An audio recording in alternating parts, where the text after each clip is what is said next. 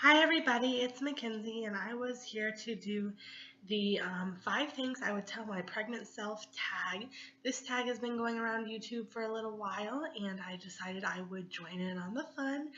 I am currently actually pregnant for the third time, so this tag is mostly pertaining to my first pregnancy and just things that I wish I would have known from the very beginning, from the get-go, to make things a little easier and maybe to help another first-time mom or something. But I'm just going to jump right in.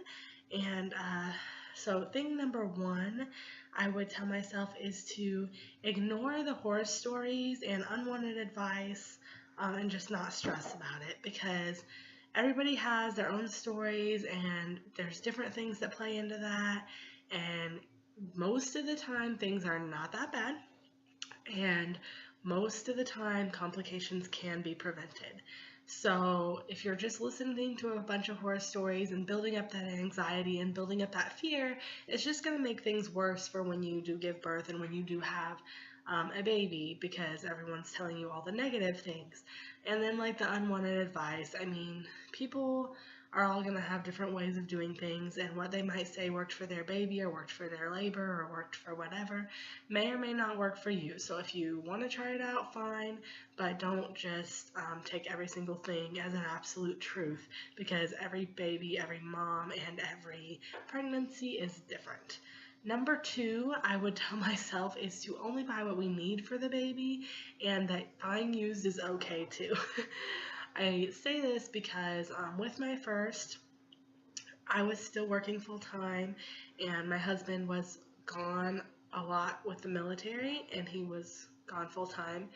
So I was working a lot and we had a lot of extra money and I was super excited to be having a baby and I just bought. And recently we actually had a garage sale and we were selling a bunch of stuff and I was like, this is ridiculous that I have like a huge tub full of just newborn clothes or just whatever because I just spent so much money on just everything that was adorable and everything that was cute, which was fun, but it was definitely unnecessary and I could have used that later on down the road for other things or just saved it.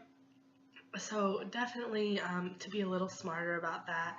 I mean, clothes especially, like buying used is good. I mean, of course I want to get a few new things every time I'm pregnant, but buying used is really good and we don't have to have the top of the line everything in the world and every product in the world, most of which you don't even need or use.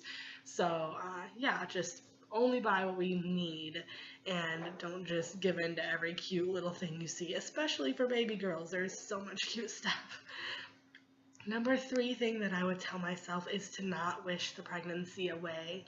I think with your first, and not just me, but like everyone I've ever known, they're just so excited to have a baby and so excited to meet the baby and hold the baby and get to know them and all this that they really just fly through their pregnancy and they really wish it away because they're just so excited to be the next level, and then have their baby that they're not really enjoying the ride of being pregnant and enjoying every little bit there is about pregnancy. And it's such a sacred time to be pregnant and it's so nice to have that time to bond with your baby from the inside, but not just that, but to have that time alone with you and your husband before you have kids or before you have the next kid, even with your, older kids, if it's your second or third or fourth or whatever.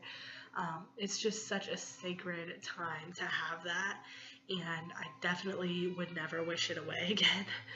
Um, the next thing that I would tell myself, number four, is to eat healthier and exercise.